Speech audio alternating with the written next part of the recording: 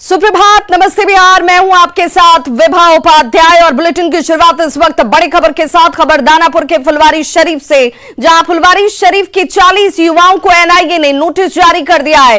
40 लोगों के पास ये नोटिस पहुंच चुके हैं और एक एक कर सभी को बुलाकर पूछताछ भी शुरू कर दी गई है। इनमें से मौलाबाग के रहने वाले सोनू और खगौल रोड के रहने वाले ग्यासुद्दीन से पूछताछ की जा चुकी है। सोनू से यह पूछा गया कि फुलवारी शरीफ के नया टोला के रहने वाले और पीएफआई मामले में पकड़े गए लोगों की किस तरह की एक्टिविटी है और वो किस तरह के व्यक्ति हैं, उनका व्यक्तित्व क्या है, वो किस तरह से पीएफआई से जुड़े हुए हैं। ये सारी जानकारी जुटाने की इस मामले में मौलाबाग के रहने वाले सोनू कुमार ने कहा है कि एनआईए का नोटिस हमको मिला और पूछताछ के लिए एनआईए के ऑफिस में बुलाया भी गया था। फुलवारी शरीफ पुलिस के सहयोग से एनआईए के कार्यालय में बुलाकर यह पूछताछ की गई है और एनआईए के कार्यालय में पहुंचने के बाद एनआईए की टीम ने फुलवारी शरीफ पीएफआई मामले में काफी कुछ पूछताछ इन लोगों से की और हर एक शख्स के बारे में जानकारी जुटाने की कोशिश की गई। इस पर राजनीति भी हालांकि शुरू हो चुकी है, जिसमें फुलवारी शरीफ के भाकपा माले विधायक गोपाल रविदास ने एनआईए पर एक खास समुदाय को टारगेट कर उनसे पीएफआई के मामले में पूछताछ करने का आरोप लगाया है। तो 40 युवाओं को एनआईए की तरफ से यह नोटिस भेजा गया है और इनसे पूछताछ का क्रम भी अब शुरू हो चुका है। दानापुर से संवाददाता अमरजीत शर्मा हमारे साथ इस वक्त जुड़ चुके हैं ज्यादा जानकारी के साथ। अमरजीत, 2 लोगों से पूछताछ की जा चुकी है। ये माना जाए कि हर रोज 2-4 युवकों से पूछताछ होगी और जो जानकारी मिलेगी उसके आधार पर आगे की कार्रवाई आगे बढ़ती हुई नजर आएगी। जी, जाहिर सी बात है कि जो फुलवारी शरीफ में जो पीआईएफ मामले में जो है एनआईए जो जांच कर रही है, उस जांच के दायरे में जो है 40 लोगों को फिलहाल जो है लिया गया है और 40 लोगों को नोटिस दिया गया है। और जो नोटिस दिया गया है वो 40 लोगों में जो है एक एक दो कर करके डेली जो है पूछताछ होगी और ये पूछताछ का सिलसिला शुरू हो चुका है। और जो कल है सोनू और एक ग्यासुद्दीन, 2 लोगों को जो है पूछताछ किया गया और ऑफिस बुलाया गया, जिसमें जो है फुलवारी शरीफ थाने के मदद से जो है उन्हें जो है बुलाया गया एनआईए के ऑफिस में और पूछताछ की गई कि जो लोग जो है पीएफआई के ऑफिस खोले हुए थे उनके बारे में पूछताछ की गई और जो लोग जो है फुलवारी शरीफ से कनेक्टेड हैं उनके बारे में पूछताछ की गई। उन्होंने जो है जो जवाब दिए हैं उनसे हमारी एक से बात हुई। उन्होंने कहा कि उनका जो है पीआईएफ से किस तरह का जुड़ा हुआ मामला है, अगर आपको जानकारी है तो वो हमें बताएं, क्योंकि ये लोग जो है उस समय जो है प्रोटेक्ट कर रहे थे कि जो ये लोग जो है नहीं है, इस वजह से जो है इन लोग का नाम आया था और इसी वजह से पूछताछ के लिए बुलाया गया था। और यही वजह है कि जो लोग भी जो है जिनका नाम जो है आया है सामने, वो लोग जो है कहीं कहीं प्रोटेस्ट में थोड़ा बहुत सामने आए थे, इसी वजह से इन लोग का नाम दिया गया और पूछताछ किया जा रहा है। और पूछताछ में इन लोगों में भी अगर कोई संलिप्तता पाया जाता है तो उन्हें गिरफ्तारी भी की जा सकती है, लेकिन अभी सिर्फ उन लोगों से पूछताछ की जा रही है। जी चलिए, बहुत बहुत शुक्रिया अमरजीत इस तमाम जानकारी के लिए। तो पीएफआई पर ये बड़ी कार्रवाई की तैयारी इस वक्त देखिए, जिसमें दानापुर में लोगों से 40 युवाओं को नोटिस दिया गया है और अब इन युवाओं से पूछताछ का क्रम शुरू हो चुका है, जिनमें 2 लोगों से पूछताछ की जा चुकी है। आगे तमाम लोगों से पूछताछ होनी है और ऐसे में इसी जानकारी के आधार पर कार्रवाई आगे बढ़ती हुई नजर आएगी। तो पीएफआई पर बड़ी कार्रवाई की तैयारी हो रही है। केंद्र ने पीएफआई के 7 संदिग्धों के नाम, उनके बैंक खातों और पैन नंबर की डिटेल भेजी है, जिसके बाद बिहार सरकार के गृह विभाग ने राज्य के सभी डीएम को कार्रवाई के निर्देश दिए हैं। पीएफआई पर बड़ी कार्रवाई की तैयारी।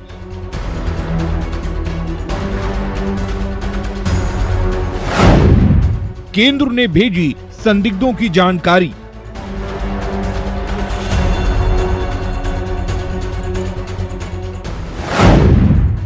यूएपीए एक्ट के तहत हो कार्रवाई।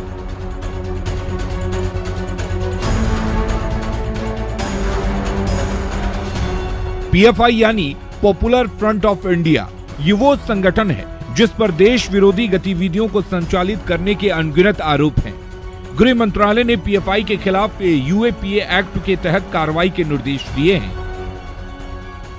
देश विरोधी गतिविधियों के आरोप में पीएफआई के खिलाफ केंद्र सरकार पहले ही एक्शन ले चुकी है, पीएफआई को प्रतिबंधित किया जा चुका है, लेकिन इसके बावजूद पीएफआई की जो गतिविधियां हैं उस पर पूरी रोकथाम के लिए सेंट्रल गवर्नमेंट पूरी तरीके से गंभीर है। गृह मंत्रालय की तरफ से बिहार के मुख्य सचिव को 7 लोगों के नाम, बैंक खाता और पैन नंबर की डिटेल भेजी गई है। गृह मंत्रालय की तरफ से भेजी गई सूची में 1 अररिया, 4 दरभंगा और 1 मुंबई सीतामढ़ी के रहने वाले हैं। इसमें मुख्य नाम है एहसान परवेज, स्टेट सेक्रेटरी, नूरुद्दीन जंगी, लीगल हेड पीएफआई, महबूब आलम, जिलाध्यक्ष मिथिलांचल। इसमें एक नाम है नूरुद्दीन जंगी, जो लीगल हेड बताया जाता है और लखनऊ से इसकी अरेस्टिंग की थी पटना की एसआईटी की टीम ने। इसके अलावा जो दूसरे नाम हैं उसमें एहसान परवेज और महबूब आलम का नाम है।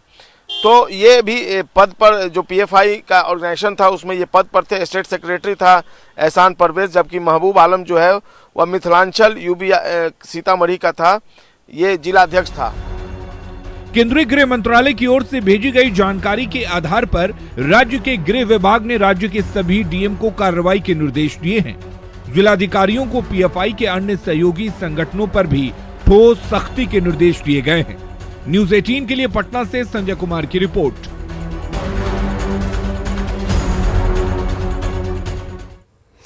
और बेगूसराय से इस वक्त बड़ी खबर आ रही है, जहां दबंगों ने घर में आग लगा दी है। जमीन पर कब्जे को लेकर दबंगों की तरफ से आग लगाने की घटना को अंजाम दिया गया। दबंगों ने गरीब के घरों में आग लगा दी है। बछवाड़ा के चमथा 3 की यह घटना, जहां पर दबंगों की तरफ से गरीबों के झोपड़ियों को आग के हवाले कर दिया गया। पीड़ित के मुताबिक सरकार की ओर से उन्हें 1978 में ही पर्चे के रूप में जमीन दी गई थी, लेकिन प्रशांत सिंह, सरवन राय, रामचंद्र राय ने लगातार उस जमीन पर कब्जे की कोशिश की और बाद में जिला प्रशासन ने जमीन को अतिक्रमण मुक्त कराकर उन्हें फिर से सौंप दिया था। लेकिन बीती रात दबंगों ने उनके घर में आग लगा दी और कैसे, देखिए, एक एक करके गरीबों का ये आशियाना जो है वो जला दिया जाता है। इस मामले में अंचलाधिकारी और बछवाड़ा पुलिस की सूचना पर अब तक कोई कार्रवाई नहीं हुई है।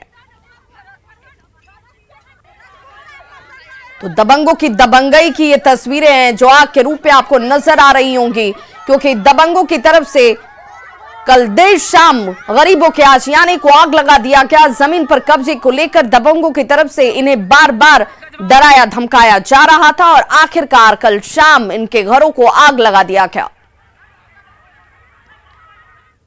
चल गया, मर्द मानुष सब उधरे था, सब इधरे धिया पुता के हम धर के उधर ओने धिया पुता गए थे धरने ताले, वैसे मारपीट करा है, वैसे आग लगा कर चल दिया है चुप्पे चापे। मारपीट के कारण जमीन के बात था, तो जमीन से उन्हें हुआ था जोत बाव कर रहा था, उसके बाद उन्हें से आया मारपीट के, उन्हें पिछोड़ा में है आग लगा के चल दिया है चुप्पे। शुक्रवार को एसडीओ साहब के पास गए, तो वहाँ से एसडीओ साहब भेजे थाना पर जाइए, वहाँ सीओ साहब आपको जाएंगे दखल करवाएंगे। सीओ साहब के यहाँ शनिवार को गए तो शनिवार सीओ साहब बोले कि जब बार बार तुमको हम दाखिले करवाएंगे, वहाँ दबंग लोग है तो वहाँ मार खाएंगे हम लोग जाएंगे। तो खबर दानापुर से, जहां खगौल रोड स्थित एलजेपी रामविलास के जिलाध्यक्ष के घर बदमाशों ने फायरिंग की है। बदमाशों ने एलजेपी नेता के बेटे और भांजे के साथ मारपीट भी की, जिसमें दोनों जख्मी हो गए। एक्सक्लूसिव तस्वीरें इस वक्त आपके टीवी स्क्रीन पर भी। शुक्रवार की यह तस्वीर सीसीटीवी कैमरे में कैद हुई थी। घटना के वक्त काफी देर तक अफरा तफरी का माहौल यहां पर देखा गया और देखिए, आपको हर तरफ लोग भागते हुए नजर आ रहे होंगे। फिलहाल पुलिस अब इस तस्वीर के आधार पर मामले की जांच में जुट चुकी है, लेकिन बदमाशों ने कैसे घर वालों के साथ मारपीट की है, ये पूरी मारपीट की घटना सीसीटीवी कैमरे में कैद हो गई।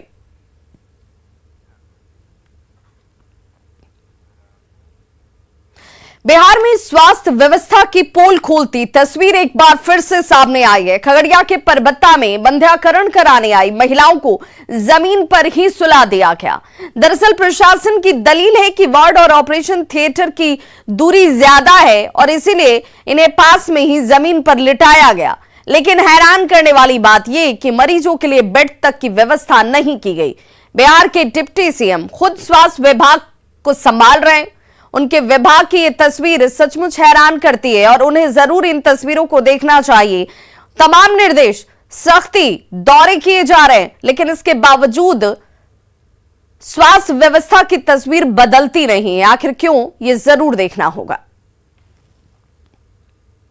वार्ड से आई है एक्चुअली, यहाँ से इन लोगों को कुड़ाती पड़ गया है, क्या बोलते हैं, बेहोशी का स्थिति। तब वहाँ से लाने में कैरी करने में दिक्कत हो रहा है, तो अभी हम लोग यहाँ वेट करा रहे हैं और ऑपरेशन हो रही है, एक एक करके फिर वार्ड में छोड़ा रहे हैं। ठीक है, ये ठीक लग रहा है आपको इस तरह से? मतलब एक्चुअली दूरी वार्ड का और इसका जो दूरी है ना थोड़ा सा, और मान लिया तो उस व्यवस्था से होना चाहिए कि यार ठीक है 10 ही पेशेंट करेंगे या 20 ही पेशेंट करेंगे, आपको पेशेंट के हिसाब से इसका मिलता है।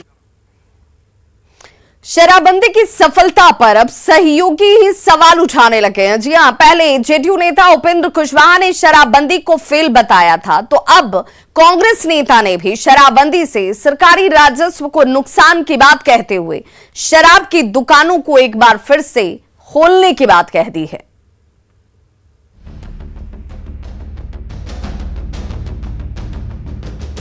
सरकार से कहिए कि शराब खुलवाइए, बिहार में रेवेन्यू भी आएगा।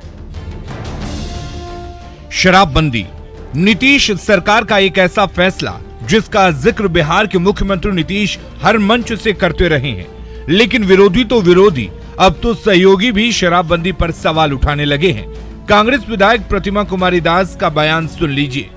सरकार से कहिए कि शराब खुलवाइए, बिहार में रेवेन्यू भी आएगा, और वैसे हमारे वंचित समाज के लोग जो गलती से शराब पी लेते हैं उनको सजा होती है, तो उससे भी वो बचे।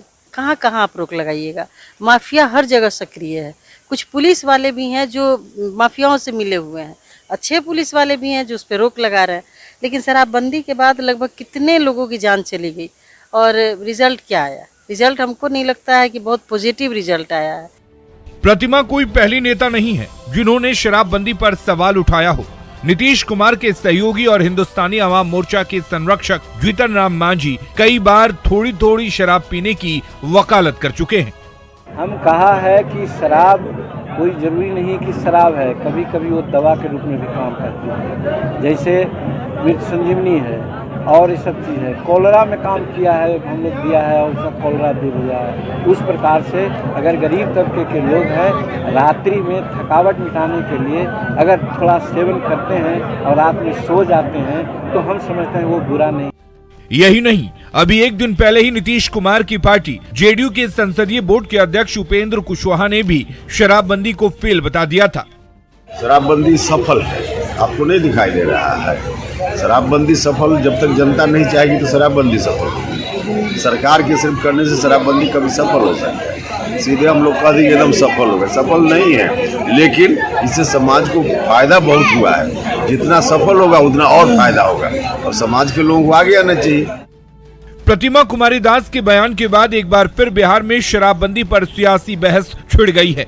बहस ये कि अगर शराबबंदी फेल हो चुकी है, शराबबंदी से ना तो शराब की सप्लाई रुक रही है, ना शराब पीने वाले रुक रहे हैं, और तो और जहरीली शराब से मरने वालों का आंकड़ा भी बढ़ता जा रहा है।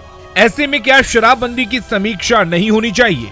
शराबबंदी से हो रहे नुकसान के एक दूसरे पहलू की तरफ इशारा किया था IRCTC के ग्रुप जनरल मैनेजर जफर आजम ने कहा था कि शराबबंदी की वजह से बिहार का पर्यटन प्रभावित हो रहा है। आप अगर चाहते हैं कि विदेशी मुद्रा आए, फॉरेन करेंसी आए, तो आपको उनको उनके हिसाब से भोजन का और पीने का आज़ादी देना होगा, नहीं तो वो क्यों आएंगे यहाँ? वो आप ये बताएं। हमने चर्चा किया, कई देशों में लोगों ने कहा कि हम कैसे जाएं बिहार। सवाल है कि जब शराबबंदी से कोई फायदा ही नहीं, फिर शराबबंदी क्यों? न्यूज़ 18 के लिए पटना से शैलेंद्र के साथ ब्यूरो रिपोर्ट। उधर नीतीश सरकार के उद्योग मंत्री समीर महासेठ ने भी शराबबंदी पर सवाल खड़े कर दिए हैं। हाजीपुर में उन्होंने कहा कि जिस तरह से समानांतर मार्केटिंग चल रही है कि शराबबंदी से जो अपेक्षा थी वो पूरी नहीं हो पाई। हालांकि उन्होंने शराबबंदी को अच्छा भी करार दिया। होती जा रही है, कहीं न कहीं पैरेलल टू द गवर्नमेंट इन लोगों का जिस ढंग से चल रहा है, तभी तो लोग को कह देते हैं कि कहीं न कहीं बंदी का असर नहीं है। या हम लोग ये कह सकते हैं कि जो अपेक्षा पीपुल्स को है कि नहीं पूर्णतः शराबबंदी, उसमें कहीं न कहीं हम लोग सफल नहीं हो पा रहे। तो कांग्रेस विधायक के बयान के बाद बीजेपी ने सरकार पर जोरदार तरीके से हमला बोला है। बीजेपी प्रवक्ता अरविंद सिंह ने कहा कि बिहार में सिर्फ नाम के लिए ही शराबबंदी है। वहीं जेडीयू ने कहा कि नीतीश कुमार को राजस्व की नहीं बल्कि समाज की चिंता है। प्रतिमा दास ने सरकार को आईना दिखाने का काम किया है। चूंकि रेवेन्यू जनरेट करने के लिए बिहार सरकार कोई काम नहीं कर रही है और शराबबंदी एक ढकोसला करा दिए हैं नीतीश कुमार जी। जो उपेंद्र कुशवाहा ने भी बोला और प्रतिमा दास ने भी आज वही चीज को उन्होंने कहने का तरीका बदल दिया। बिहार में पूर्ण शराबबंदी एक अभूतपूर्व कदम साबित हुआ है। नीतीश कुमार जी ने कभी रेवेन्यू की चिंता नहीं की बल्कि समाज की चिंता की है। हाँ, कुछ लोग गड़बड़ी करते हैं लेकिन उन पर कार्रवाई भी सुनिश्चित होती है। इसका यह मतलब नहीं है कि शराबबंदी कानून के साथ कॉम्प्रोमाइज कर लिया जाए। सभी दलों ने मिलकर समर्थन दिया था, तब जाकर यह कानून लागू हुआ था। कुछ लोग अपने हिसाब से बयान देते रहते हैं। तो पूर्व कृषि मंत्री सुधाकर सिंह ने एक बार फिर से मुख्यमंत्री नीतीश कुमार पर जोरदार तरीके से हमला बोला है। उन्होंने सुधाकर सिंह ने कहा कि पार्टी अब गौण हो चुकी है, अब एक व्यक्ति के सामने सब नतमस्तक हैं।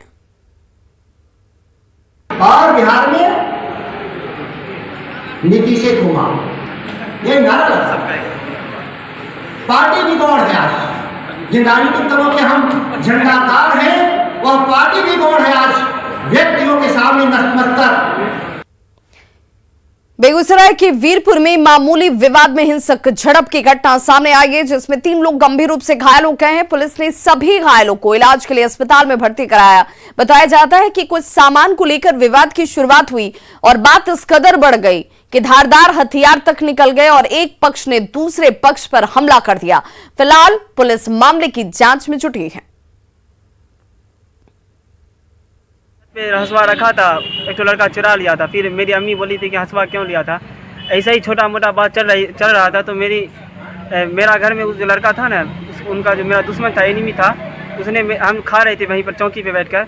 वो अपना छत पर से एकाएक सब उसका घर में करीब 8-9 सदस्य है, सभी भाई बहन मिलकर मेरे घर में ईंटा पूरा एकदम फेंकना स्टार्ट कर दिया था। मुझे घायल हो गए थे और मेरे भाई को पीठ में लग गया था।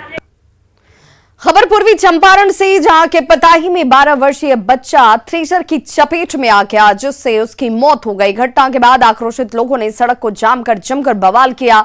परिजनों के अनुसार पड़ोसी से विवाद चल रहा था और उसी ने उसके बेटे की हत्या की। फिलहाल पुलिस अब इस मामले की जांच की बात कह रही है।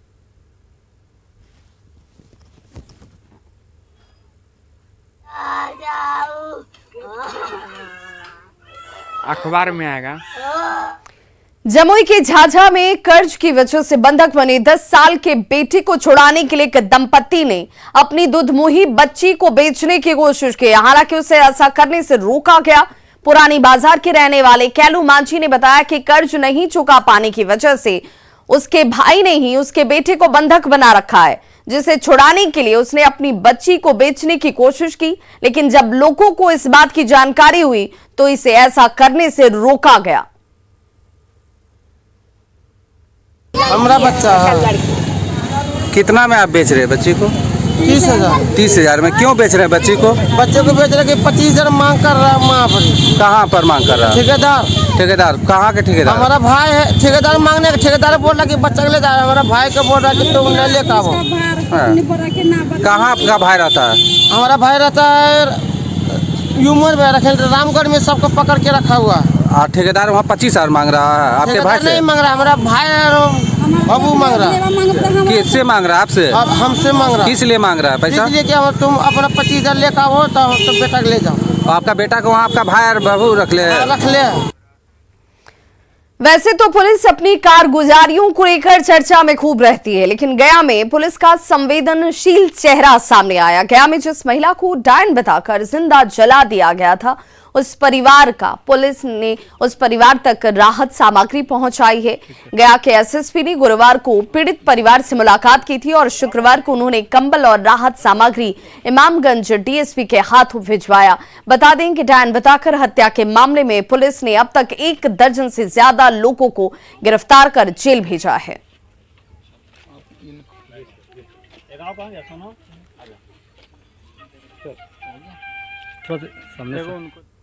मैडम ने ये पहल की थी कि कम्युनिटी पुलिसिंग के तहत इनको हम लोग जो बन सकेगा उतना हम लोग उनको आवश्यक सामग्रियों का जो है मुहैया कराएंगे। इसी क्रम में आज एसएसपी मैडम के द्वारा जो है इनको ये कंबल 5 कंबल हैं, इसमें स्कूल बैग, इसमें copy, pen, geometry boxes, water bottle, खाने पीने का सामान, कपड़े, गमछा, साड़ी और भी बहुत सारी चीज़ें हैं जो जितना मतलब हो सकता था मैडम ने सहयोग किया है। जो भी मिला है सामान हमारे यूज के लिए है और हमारे फैमिली के यूज के लिए है। मैं पुलिस प्रशासन का सदा आभारी रहूँगा। बिहार की हवा सांस लेने लायक अब नहीं रह गई है। हवा की शुद्धता के पैमाने में ज्यादातर शहर जो हैं वो फेल साबित हुए हैं। मोतिहारी का एयर क्वालिटी इंडेक्स 483 पहुंच गया, जो बेहद खतरनाक स्थिति को दिखाता है। यही नहीं, कई और शहरों की हालत भी कमोबेश एक जैसी ही है। सिवान का AQI लेवल जो है 406 है। तो तस्वीरें ग्राफिक्स के जरिए हालात को बयां करती हैं। मोतिहारी 483, देखिए AQI लेवल जो है, एयर क्वालिटी इंडेक्स जिसे कहते हैं, वो किस लेवल पर पहुंच चुका है। और 100 से ज्यादा स्थिति खतरनाक मानी जाती है, लेकिन यहां पर ये तमाम आंकड़े फेल हो चुके हैं। सिवान देखिए 406 तक ये AQI लेवल इस वक्त आपके टीवी स्क्रीन पर ग्राफिक्स के जरिए, और आप समझ सकते हैं कि हालात किस कदर खराब नजर आ रहे हैं। वहीं समस्तीपुर की बात करें तो यहां पर 338 AQI लेवल को दर्ज किया गया, यह भी खराब स्थिति को ही दिखा रहा है। राजधानी पटना की भी बात करेंगे, जिस राजधानी से सब कुछ मॉनिटर किया जाता है, उस राजधानी पटना की स्थिति देखिए कितनी खराब है। 275 AQI लेवल राजधानी पटना में 275 आया है। और मुजफ्फरपुर में क्या स्थिति है, ये भी आपको इस ग्राफिक्स के जरिए हम दिखाने की कोशिश कर रहे हैं। और तमाम शहरों की स्थिति इस वक्त चिंताजनक ही है। मुजफ्फरपुर में AQI level air quality index 311 दर्ज किया गया।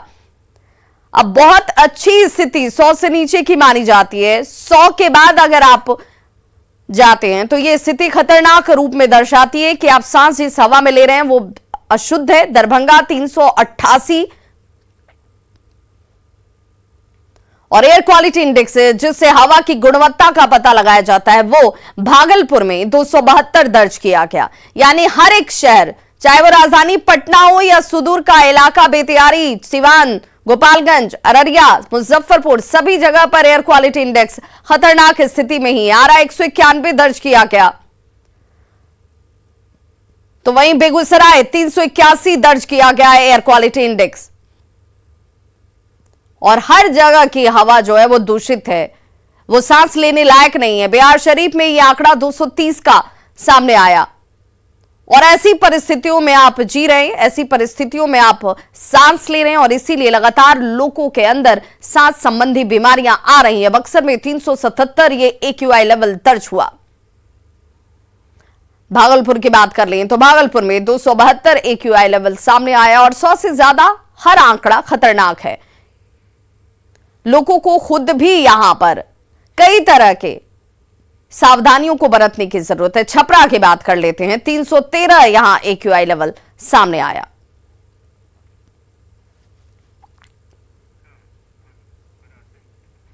तो खबरों का सिलसिला लगातार जारी है। आप देखते रहिए न्यूज़ 18 बिहार झारखंड। यहां खबरों का सिलसिला कभी नहीं थमता।